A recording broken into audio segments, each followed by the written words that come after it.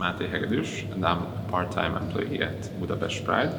And I'm Kristóf Bartucz. I'm a volunteer organizer at Budapest Pride. We are collaborating on the topic of fighting anti-LGBTQ propaganda in our respective countries. And for this, both organizations reached out to organizations outside of our cities to collaborate on these topics and to find a solution for our shared problems. In Hungary, we had our national elections in April 2022, and Budapest Pride organized a mobilization campaign called Bile +1 for LGBTQ, and not just LGBTQ, but young people generally, to go to vote on this election, because we saw that among all the age groups, these are the lowest participating people, and that was really successful. And the other thing that we took part is a campaign against the transphobic referendum in Hungary, and with our collaboration it was voted invalid, so that's a huge success. I think it's also interesting to mention that how this campaign was, in a sense, not only raised awareness for LGBTQ rights, but also other minority groups as well, like Roma people at Hungary, or environmental issues as well. And I think this whole project was really nice in a sense that it opened this kind of marginalized cultures for a lot wider audiences. That was very inspiring.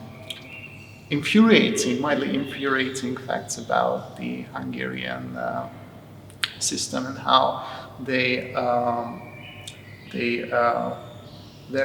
inability to help effectively to Ukrainian refugees, and also to be a little bit more inspiring, I think I'll share some personal stories we experienced at Budapest Pride that somehow managed to give us some joy even at the darkest of the times. So the first ever march at Budapest was in 1993, which was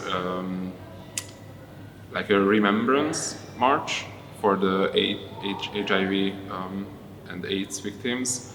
And then a few years later, in 1997, was the first actual Pride March called Budapest Pride.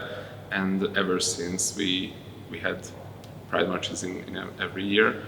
It was 2001 when our organization was formed, and then later in 2007 and 2008 we had a pretty bad like anti-protester attacks, and ever since we had to coordinate with the police, so we had these panels around the whole march, which was really it made it really hard for anyone to participate, because you had to go through our security, and it wasn't like a freeing experience to walk between these bars.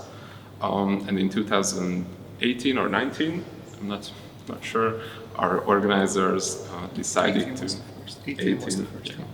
They decided to change during the march the course of the path, and we had some trouble from this because of the police didn't like our actions, but this way we actually we could feel the breaking away from these bars, and yeah. That Pride was my first one, so it's a very personal experience for me. It's always nice to see all those people together, marching, protesting for rights.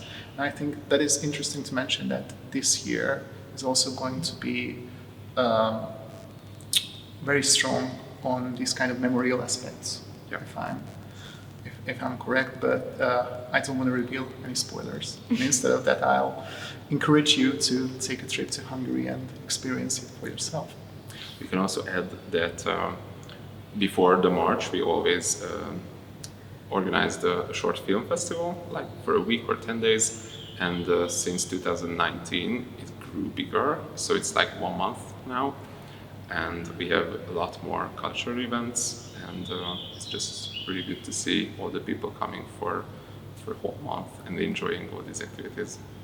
Yeah, so we had a campaign with Háttér Society and Amnesty, I think. Yeah, Amnesty Hungary. That was called Votes Invalidly. And we encouraged people to use their ballots to voice their opinions on LGBTQ issues. And so in Hungary, the institution of referendums are actually quite empty for as of today, because the questions are quite descriptive or quite normative in the sense that which answer should be the good answer and the expected answer. So it's hard to give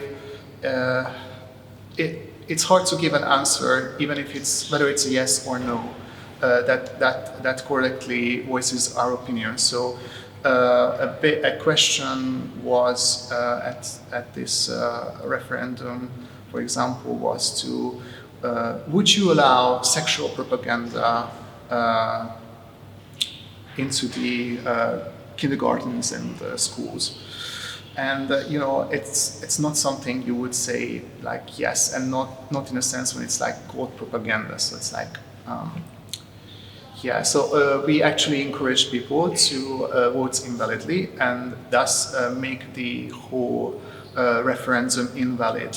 The fact that a large number of votes, more than 1 million votes from the 3 million were invalid, it signified to us, and it also signified for the government on what are we thinking on these issues, and how we didn't found it fair to ask questions like this one in a referendum. Yeah. In total, there were like 10 NGOs involved in the campaign, and after it got successful for us and it was invalid, the National Election Authority fined these organizations because we encouraged people to vote invalidly, which is actually one of the options. You can circle yes, no, and both, and we told them, or we asked them to do that. And most of the fines were like revoked, so we didn't have to pay, but there's still one organization who has to pay, which is Háttér Society, but later they will take this to court. So if you want to campaign against a homophobic and transphobic referendum in Hungary, you will be fined, which is kind of like surreal.